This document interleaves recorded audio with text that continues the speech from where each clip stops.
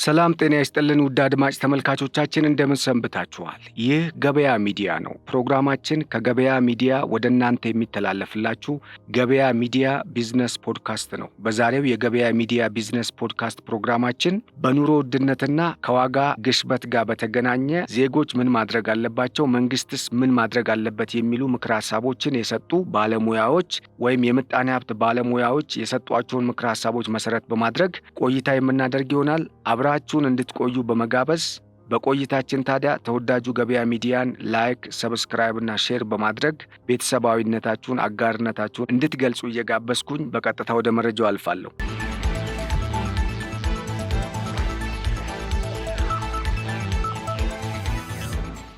ወደሚቀድመው ሐሳብ ሲሄድ የኑሮ ውድነት ምንድነው ከሚለው ስንጀምር የኑሮ ውድነት የሚከሰተው የዋጋ ንረት ወይም ግሽበት ሲከሰት ነው። የኑሮ ውድነት ማለት የዋጋ ንረት ሲከሰት የሚፈጠር ነገር ነው። ይሄ ማለት ምንድነው? የኑሮ ውድነት የሚለው ጽንሰ ሐሳብ በአጠቃላይ የሚከሰተው የዋጋ ንረት ወይም ግሽበት ሲከሰት ሲሆን የዋጋ ንረት ማለት ደግሞ በተደጋጋሚ የዕቃዎች ወይም የቁሶች ወይም የአገልግሎት ዋጋ ከሚፈለገው በላይ ሲጨምርና እሱን ተከትሎ የገንዘብ የመግዛት አቅም ሲዳከም ወይም ሲቀንስ ማለት ነው።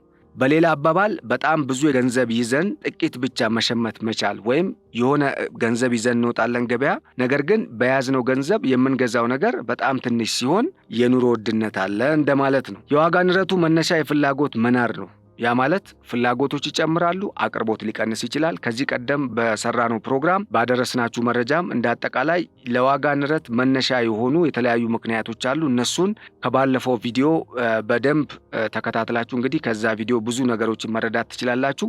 ይሁንና ግን እንዳጠቃላይ ከዚህ ሐሳብ ጋር አብሮ ስለሚሄድልኝ ለማንሳት ያክል የዲማንድ ፑል ኢንፍሌሽን የሚባላል። ይሄ ደግሞ ከፍላጎት ጋር የተያዘ ነው። ፍላጎት በጣም ሲጨምር አቅርቦት ደግሞ በገበያ ውስጥ ሲያንስ የሚጨመር የዋጋ ጭማሪ ሊኖር ይችላል። ምክንያቱም የሚፈለገው ዕቃ በጣም ብዙ ከሆነ በገበያ ውስጥ እና የሚቀርበው አቅርቦት ደግሞ አነስተኛ ከሆነ ያለችውን ምርት የተወሰነ ዋጋ ጭማሪ በማድረግ ወይም የሆነ ዋጋ ጨምረው ለመሸጥ ነው ነጋዴዎች እንግዲህ ፍላጎት የሚያሳዩት። በዚህ ምክንያት የሚፈጠር የዋጋ ንረት ሊኖር ይችላል ማለት ነው። ሌላው የኮስት ፑሽ ኢንፍሌሽን ነው። ይሄ ማለት እንግዲህ የማምረቻ ወጪ በመጨመሩ ምክንያት ለማምረቻ ግብአትነት የሚጠቀሙትን የማምረቻ ግብአት ወጪ ሲጨምር ምርቱ ላይ የሚጨመር ጭማሪ ወይም የዋጋ ጭማሪ ይኖራል። ከዚህ ውጪ የመኒ ኢንፍሌሽን ነው። ይሄ ካሽ ገንዘብ በጣም ወደ ገበያ ውስጥ በሚገባበት ጊዜ የሚፈጠር የዋጋ ንረት ነው። እነዚህ መነሻዎች በተፈጥሮም ሰው ሰራሽ በሆነ መንገድ ሊመጡ ይችላሉ። አሁን ጤናማ የሚባለው እንደ ዓለም አቀፍ ደረጃ የዋጋ ንረት በዓመት ከ3% ያልበለጠ ከሆነ ጤናማ ነው የሚባለው። በአንጻሩ ከ3% እስከ 9% ከጨመረ ይሄ ዝግመቱ ማለት ነው የዋጋ ግሽበት ሊመጣ እንደሆነ አለርት እያደረገ ነው ወይም ጥንቃቄ ማድረግ እንደሚገባ አመላካች የሆነ ነጥቦች እየሰጠ ነው ወይም አመላካች የሆኑ ነገሮችን እያሳየ ነው ማለት ነው።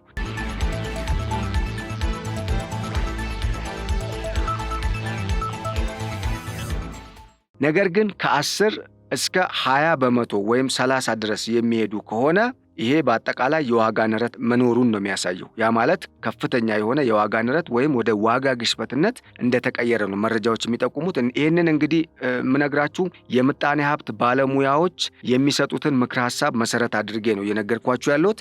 ከዚህ ጋር በተያያዘ እንግዲህ ከ20 እስከ 100% የዋጋ ጭማሪ ካለ በዓመት ውስጥ ወይም በሆነ ወቅት ከ20 እስከ 100% የሚሆን የዋጋ ጭማሪ ከታየ ይሄ ሃይፐር ኢንፍሌሽን ይባላል በእንግሊዝኛ። በጣም ከፍተኛ የሆነ የዋጋ ጭማሪ የዋጋ ግሽበት ነው። ይሄ በጣም በኢኮኖሚ ውስጥ ምስቅልቅል ሊፈጥር የሚችል ከፍተኛ የሆነ የዋጋ ጭማሪ ነው። ስለዚህ በጣም ከፍተኛ የሆነ ትኩረት የሚያስፈልገው ነገር ነው ማለት ነው። የተፈጥሮ የሆነው ስንል ቀደም ብዬ ነገርኳችሁ በሁለት አይነት መንገድ ሊመጣ ይችላል። አንደኛው ተፈጥሮ ነው። ሁለተኛው በተፈጥሮ መንገድ የዋጋ ንረት ሊመጣ ይችላል ወይም ተፈጥሯዊ የምንለው መደብ አለ። ሌላኛው ካታጎሪ ደግሞ አርቲፊሻል የሚባለው ነው። ሰው ሰራሹ የምንለው ሊሆን ይችላል። በሌላ አነጋገር ደግሞ ይሄ ተፈጥሯዊ የምንለው ለምሳሌ የሰው ቁጥር ወይም የህዝብ ቁጥር ሲጨምር፣ የሰዎች የኑሮ ደረጃ ሲሻሻል ፍላጎት እየጨመረ ይመጣል። በዚህ ምክንያት ዕቃዎች ለገበያ በሚቀርቡት መጠን ግዢያቸው ወይም ፍላጎታቸው ደግሞ ከዛ በላይ ሲሆን ወይ ደግሞ ከፍላጎት ያነሰ ዕቃ በገበያ ውስጥ ሲቀርብ የተወሰነ የዋጋ ንረት ሊፈጠር የሚችልበት ሁኔታ አለ። ይህ የዋጋ ንረት በአማካኝ ከ3 በመቶ ያልበለጠ ከሆነ ጤናማ የሚባል ነው፣ ቀደም ሲል እንደነገርኳችሁ ማለት ነው። ከ10 እስከ 20 ከሆነ ደግሞ ይሄ ወደ ዋጋ ግሽበት እንደሄደ ነው የሚያሳየው። ከ3 እስከ 9 በመቶ ባለው ሬንጅ ውስጥ ከሆነ ቀጥሎ የዋጋ ግሽበት በጣም በከፍተኛ ሁኔታ ሊመጣ ስለሚችል ጥንቃቄ ማድረግ እንደሚገባና ፍጥነቱን እያሳየን ያለው እዚህ ጋር ጥንቃቄ ማድረግ እንደሚገባ ነው መረጃው የሚያመላክተው። ይሁንና ግን ከ20 እስከ 100% ባለው ሬንጅ ውስጥ ያለው ይሄ ከፍተኛ የሆነ የዋጋ ግሽበት ወይም ሃይፐር ኢንፍሌሽን መፈጠሩን የሚያሳይ ነው። እንደ አጠቃላይ በሀገራችን አሁን ላይ 30% ደርሷል የሚል መረጃዎች አሉ። መንግስት በአንጻሩ በቅርቡ ባወጣው መረጃ ወደ 20% ዝቅ እንዳለ ተናግሯል። ያም ሆነ ይህ ግን አሁን በኢትዮጵያ ከፍተኛ የዋጋ ንረት እንዳለ ሁሉም በመንግስት በኩልም በምሁራንም በግሉ ዘርፍም የሚነገሩ ወይም የሚወጡ መረጃዎች የሚያሳዩት ሀቅ ነው።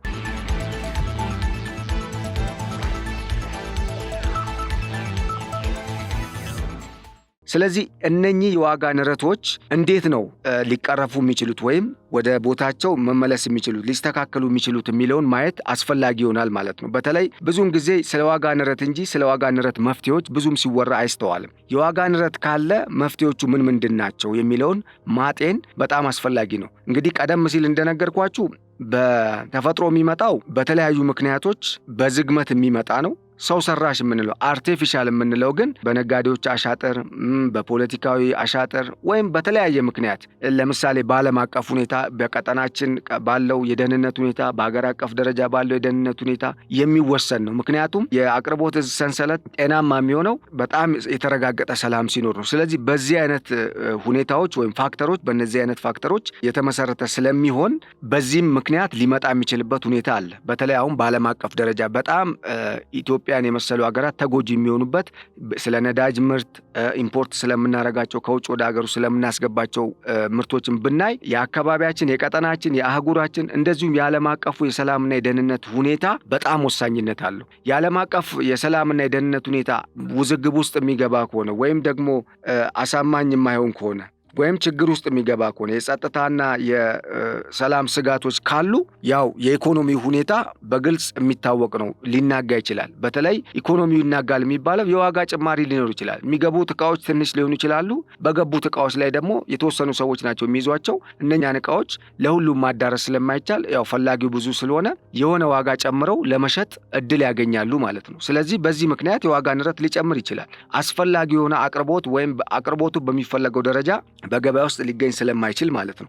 እንደዚህ አይነት ፋክተሮች ወይም ገፊ ምክንያቶች አሉ። እንደ አጠቃላይ ግን የዛሬው ትኩረታችን የዋጋ ንረትና ወይም በአጠቃላይ የኑሮ ውድነት ሲከሰት እንዴት ነው ልናረጋጋ የምንችለው?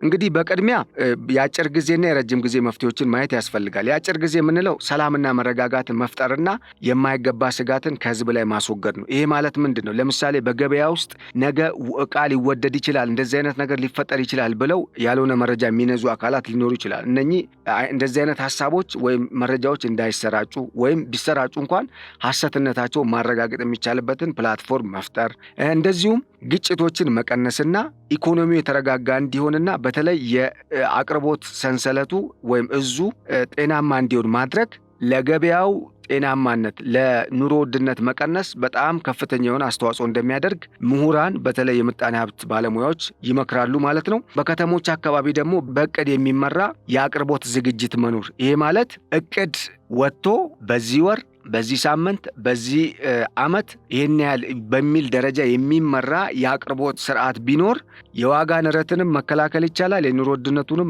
መቀነስ ይቻላል። በአጠቃላይ ደግሞ የህዝቡን ፍላጎት ለማሟላት እና የኑሮ ደረጃን ለማሻሻል ከሚረዱ ምክንያቶች ወይም ስራዎች መካከል ወይም ሊሰሩ ከሚጠበቁ ስራዎች መካከል አንዱ ሊሆን እንደሚችል ባለሙያዎች ያስቀምጣሉ ማለት ነው። ሌላው የአምራቾችና የሸማቾች ማህበራት በመንግስትና ሌሎች ባለድርሻ አካላት መጠናከር አለባቸው። እዚህ ላይ ብዙውን ጊዜ በእኛ እንደኛ ሀገር እንግዲህ መንግስት ነው እንደዚህ አይነት ነገሮች ውስጥ እጁን የሚያስገባው። ይሁንና ግን በመንግስት በኩል ብቻ ሳይሆን ባለሀብቶችም መደገፍ ያለባቸው ይመስለኛል። ምክንያቱም ለምሳሌ ሸገር ዳቦ ተጀምሮ ያው ውጤታማ ነው አይደለም አጠያቂ ቢሆንም፣ ነገር ግን ባለሀብቶች በጣም ብዙ ትርፍ ፈልገው ካልሆነ በስተቀር በተመጣጣኝ ትርፍ ለህብረተሰቡ የፍጆታ ቁሶችን ጤፍም ሊሆን ይችላል፣ ስንዴ ሊሆን ይችላል፣ ፓስታ፣ ማካሮኒ፣ ስኳር፣ ቡና፣ ዘይት የመሳሰሉትን ሊሆን ይችላል ማቅረብ የሚችሉበትን ሁኔታ በማህበርም መደራጀት ወይም ደግሞ ቀድሞ ሲሰራባቸው የነበሩ ግን ደግሞ በተለያየ በፋይናንስ እጥረት ምክንያት በተለያየ በማናጅመንት ሲስተም ምክንያት ውጤታማ ሳይሆኑ የቀሩ እንትኖችን የህብረት ስራ ሱቆችን፣ የሴቶች አደረጃጀቶችን በማጠናከር እናቶች፣ ዝቅተኛ ገቢ ያላቸው የህብረተሰብ ክፍሎችን የሚረዱበትን ሁኔታ መፍጠር በጣም ያስፈልጋል። ይሄ ምንድነው? አንደኛ የዜግነት ግዴታ መወጣት ነው። ሁለተኛ ኪሳራ ውስጥም አይወድቁም። የተወሰነ ትርፍ ማግኘት ማለት ኪሳራ ማለት አይደለም። ትርፍ ያገኛሉ፣ ገንዘባቸው ይንቀሳቀሳል። በዛ ህብረተሰብንም እየጠቀሙ ራሳቸውን ተጠቃሚ እየሆኑ የሚሄዱበት ሁኔታ ሊኖር ስለሚችል ታሳቢ ማድረጉ አስፈላጊ ነው ማለት ነው።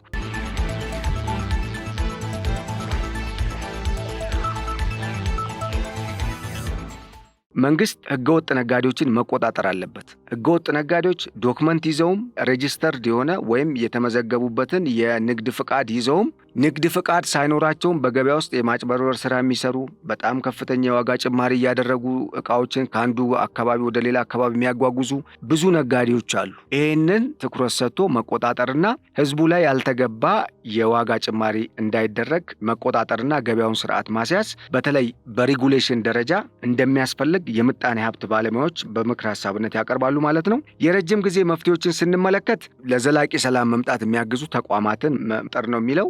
እንግዲህ በሀገር አቀፍ ደረጃ የተጀመሩ ስራዎች እንዳሉ መረጃዎች አሉ። ይሁንና ግን ምን ያህል ውጤታማ ናቸው፣ ወደፊትስ ምን አይነት ውጤት ይኖራቸዋል የሚለው ጥናት የሚፈልግ ነው። እሱን እንግዲህ የሚመለከተው አካል በጥናት የሚያቀርብ ነው የሚሆነው። ግን እንደ አጠቃላይ ሰላም ለልማትም፣ ለኢኮኖሚው መረጋጋትም፣ ለአጠቃላይ አገራዊና ሁለንተናዊ እድገትም የሚኖረው አስተዋጽኦ ከፍተኛ እንደሆነ እንግዲህ እዚህ ጋር ባለሙያዎች የሚያሰምሩበት ጉዳይ ነው። ሌላው ግብርናና ኢንዱስትሪ መካከል ያለውን ትስስር ማጠናከር፣ አርሶ አደሮች ወደ ዘመናዊ የፋርሚንግ ሲስተም እንዲመጡ ማድረግ። በተለይ አብዛኛው የሀገራችን አርሶ አደር በበሬ ነው እስካሁን የሚያርሰው። ይሁንና ግን ወደ ኮምባይነር፣ በትራክተር ማረስ፣ በኮምባይነር ማጨድ እንደዚህ የመሳሰሉትን ነገሮች መሞከር በማህበርም ቢሆን አሁን የተጀመሩ አንዳንድ ስራዎች አሉ።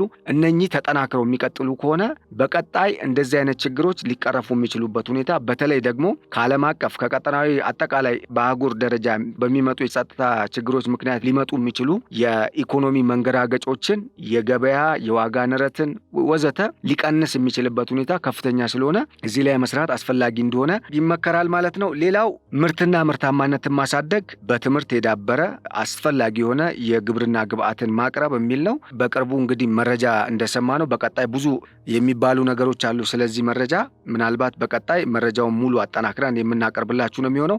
የግብርና የማዳበሪያ ፋብሪካ መገንባትና በጣም በሀገር አቀፍ ደረጃ ከፍተኛ ወጪ የሚያስወጣ ቁስ ነው። እነኚህን የግብርና ግብዓት የሆኑ ለምሳሌ ማዳበሪያን በሀገር ውስጥ ለማምረት የሚደረግ ጥረት በጣም መጠናከርና እስከ ራስን መቻል ሊያደርስ የሚችልበት ሁኔታ ስለሚፈጥር በቀጣይ እንደዚህ አይነት ስራዎች ላይ ተጠናክሮ ሊሰራ እንደሚገባ ምሁራን ይመክራሉ።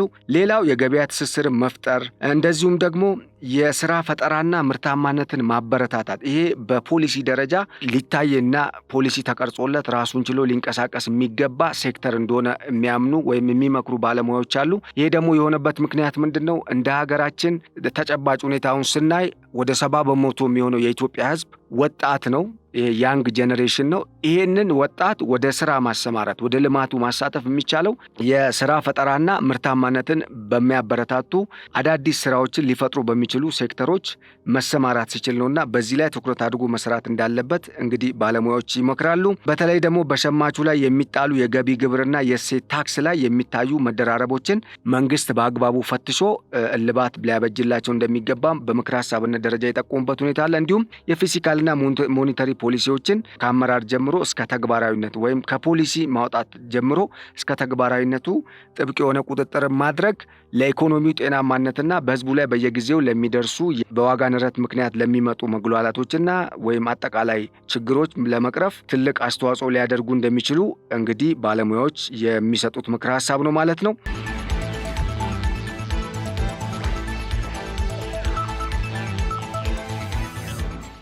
ወደ ማጠቃለያችን ስንሄድ በግለሰብ ደረጃ ምን መደረግ አለባቸው? ግለሰቦች የዋጋ ንረትን ለመቀነስ ወይም በዋጋ ንረት ምክንያት በኑሮ ውድነት ምክንያት ሊመጣባቸው የሚችለውን ጫና ለመቀነስ ምን ማድረግ አለባቸው ብለን ስናይ በጀትና ወጪን መከታተል። ይሄ ማለት ገቢና ወጪን ማመጣጠንና በእቅድ መመራት ቀዳሚ ስፍራ ሊሰጠው እንደሚገባ ባለሙያዎች ይመክራሉ። አስፈላጊ ያልሆነ ወጪን መቀነስ፣ ያልተገባ ወጪን ለልደት ሊሆን ይችላል፣ እንደዚሁም ደግሞ ለሰርግ ሊሆን ይችላል፣ ወይም ለሌሎች ኢቨን ተስካርንም ጨምሮ ያልተገባ ወጪ በኋላ ላይ የቀሪውን ግለሰብ ወይም ቤተሰብ ኢኮኖሚ ሊጎዳ በሚችል መልኩ የሚደረጉ ድግሶችና አጠቃላይ ወጪዎች መቀነስና ትኩረት ሊሰጣቸውና በጣም አስፈላጊ የሆኑ ለኑሮም በጣም መሰረታዊ የሆኑ ነገሮች ላይ ብቻ ወጪን በማውጣት ኢኮኖሚን የግልንም ማለት ነው ማመጣጠንና መቆጣጠር ማኔጅ ማድረግ የሚቻልበት ሁኔታ እንዳለ የምጣኔ ባለሙያዎች ይመክራሉ ማለት ነው። ርካሽ አማራጮች የሚሉት አሁን እዚህ ጋር ምንድነው ገበያ ውስጥ ተመሳሳይ ዕቃዎች አሉ። አንዳንዴ ከአውሮፓ ካልመጣ ብለን የምንገዛበት ወይም ከፍተኛ ወጪ ለማውጣት የምንገደድበት ሁኔታ ውስጥ ልንገባ እንችላለን። እንደዚህ አይነት መሆን የለበትም። ምክንያቱም አገልግሎት እስከሰጠ ድረስና የዕቃው ዱሬቢሊቲ የዕቃው ጥንካሬ አጠቃላይ ሁኔታው አስተማማኝ እስከሆነ ድረስ ምንም ችግር የለውም። ሌላ አማራጭ ብራንድ ገዝተን ብንጠቀምበት አሁን ላይ ልንገባበት ከምንችለው የፋይናንስ ቀውስ ሊያወጣን የሚችልበት ሁኔታ አለ። ሌላው ደግሞ አላስፈላጊ ወጪ ወይም ተጨማሪ ወጪ እንድንከፍል እንድናወጣ ወይም ምስቅልቅል ውስጥ እንድንወርቅ ከማድረግ ሊታደገን ስለሚችል ይህንንም ማሰብ ያስፈልጋል። ሌላው አማራጭ ገቢ መፈለግ ነው። ገቢ መጨመር ያስፈልጋል። አማራጭ ገቢ እንግዲህ በተለያየ መልኩ ሰዎች አሁን 1ም 2ም 3ም የተለያየ ዲግሪ ይዘው የሚንቀሳቀሱ ሰዎች አሉ። አሁን ዘመኑ ለትምህርት በጣም የተመቸ ነው። ስለዚህ ይሄንን ከማድረግ አንጻር ገቢን ማሳደግ፣ የተለያዩ የገበያ አማራጮችን መፍጠር በኑሮ ውድነትና በእቃዎች ዋጋ ንረት ምክንያት ሊመጣብን የሚችለውን የኑሮ ጫና ለመቀነስ በጣም አስፈላጊና ጠቃሚ እንደሆነ ነው የሚመከረው። ይሄም የኑሮ ውድነትን ስናይ ኢንፋክት አሁን ላይ በጣም ከፍተኛ የኑሮ ውድነት አለ። ቀደም ሲል ነግሬያችኋለሁ። መንግስት ከ30 ወደ 20 ዝቅ ብሏል። ነገር ግን 20ም ኖርማል አይደለም።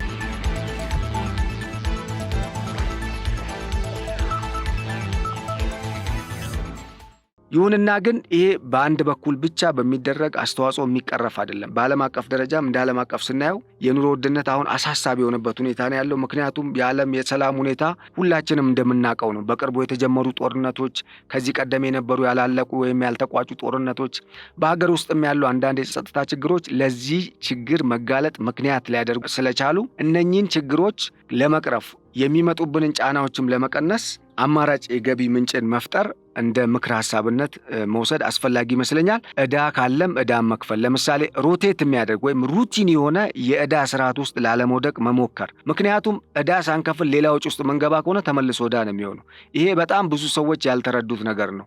ነገር ግን ዕዳ ካለ ዕዳው በእኛ ላይ የሚፈጥረው ተጽዕኖ በፕላን እንዳንመራ ከማድረግም በተጨማሪ ምንም አይነት ፋይናንሻል አቅም እንዳይኖረን ሊያንኮታኩተን የሚችልበት ሁኔታ ነው ያለው። በግለሰብ ደረጃ ነው እያወራው ያሉት።